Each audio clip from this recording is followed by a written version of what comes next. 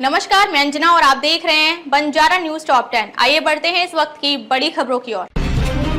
Chennai air show हादसे पर बोले तमिलनाडु के स्वास्थ्य मंत्री। चेन्नई में आयोजित भारतीय वायुसेना के एयर शो में 5 दर्शकों की मौत के बाद तमिलनाडु के स्वास्थ्य मंत्री ने मरीना बीच पर एयर शो के लिए पर्याप्त व्यवस्था नहीं करने के आरोपों पर कहा कि कार्यक्रम स्थल पर 40 एम्बुलेंस और पैरामेडिकल टीमें तैनात की गई थी। भारतीय वायुसेना ने अस्पतालों में 100 बेड तैयार रखने को कहा था। हमने चेन्नई के सभी सरकारी अस्पतालों में व्यवस्था की। हमने 4000 बेड तैयार रखे।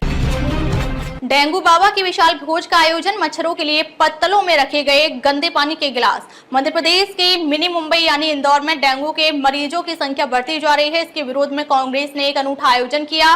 कांग्रेस कार्यकर्ताओं ने शहर में एक नाले के किनारे डेंगू बाबा का विशाल भोज आयोजित किया, जिसमें मच्छरों को आकर्षित करने के लिए विशेष रूप से गंदे पानी का गिलास पत्तल में रखा गया।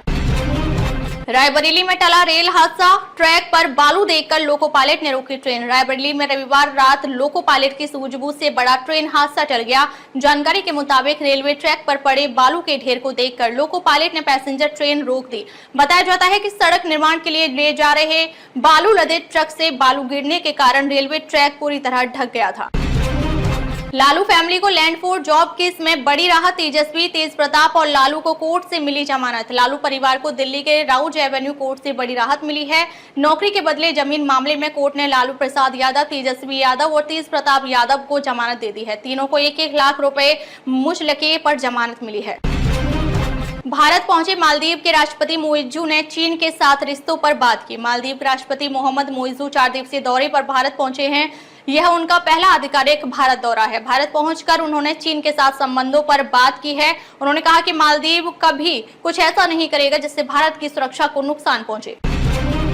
आप सांसद संजीव अरोड़ा के घर ईडी की छापेमारी। बीजेपी पर भड़के मनीष सिसोदिया। ईडी ने आम आदमी पार्टी के राज्यसभा सांसद संजीव अरोड़ा के घर पर छापेमारी की है। आप नेता मनीष सिसोदिया ने कहा कि मोदी जी ने अपने तोता मैना को फिर खुला छोड़ दिया है।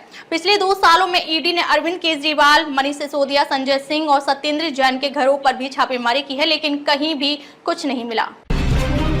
इजराइल की ईरान को धमकी। बेरूत और गजा जैसा करेंगे हाल। ईरानी कमांडर बोला पूरी है तैयारी। इजराइल के लेबनान और गजा में जारी बमबारी के बीच इजरायली रक्षा मंत्री ने ईरान को लेकर एक बड़ा बयान दिया है। रक्षा मंत्री योआव गैलेंट ने ईरान को चेतावनी देते हुए कहा है कि अगर इजराइल को इस्लामिक रिपब्लिक नुकसान पहुंचाना चाहता है तो उसका हाल भी गजा या बेरूत जैसा ही हो सकता है।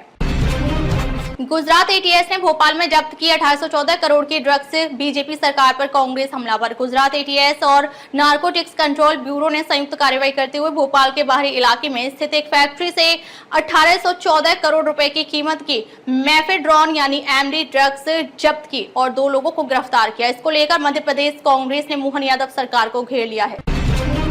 यूपी के बाद अब हिमाचल में वंदे भारत ट्रेन पर पत्थरबाजी। कोच के टूटे शीशे, दहशत में यात्री। कानपुर के बाद अब हिमाचल प्रदेश के ऊना जा रही वंदे भारत ट्रेन पर अज्ञात लोगों ने पत्थरबाजी कर दी, जिससे ट्रेन के 2 कोच के शीशे क्षतिग्रस्त हो गए। सूचना लगते ही रेलवे पुलिस के साथ आरपीएफ की टीम मौके पर पहुंच गई और कई स्थानीय लोगों से पूछताछ भी की। कैलाश दर्शन के लिए अब चीन की नहीं है जरूरत। भारत से ही देख पाएंगे कैलाश पर्वत। कैलाश पर्वत के दर्शन के लिए पहले 21 दिन की लंबी और कठिन यात्रा करनी पड़ती थी। अब कैलाश दर्शन के लिए चीन की जरूरत नहीं है। भारत से ही कैलाश पर्वत के दर्शन कर पाएंगे। उत्तराखंड सरकार ने इसके लिए स्पेशल पैकेज भी लाई है। अब तक के लिए बस इतना ही। फिर होगी आपसे मुलाकात कुछ ऐसी ही बड़ी खबरों के साथ। तब तक नमस्कार और देखते रहिए बंजारा न्यूज टॉप 10।